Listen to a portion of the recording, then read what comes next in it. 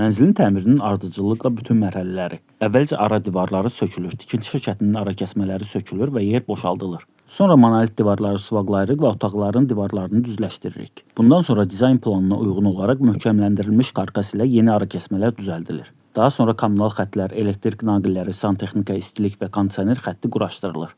Alçıpan tavanları quraşdırırıq və onları növbəti mərhələyə hazırlayırıq. Döşəmə altlığını hazırlayıb və düzləşdirici beton qarışıqla doldurulur. Daha sonra divarların və tavanların rənglənmə işlərinin hazırlanması həyata keçirilir.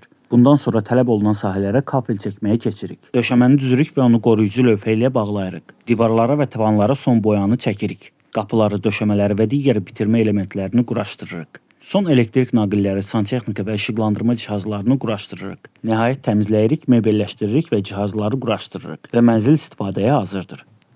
Dizayn, planlama və təmir işləri üçün mesaj bölümünə yaza bilərsiniz.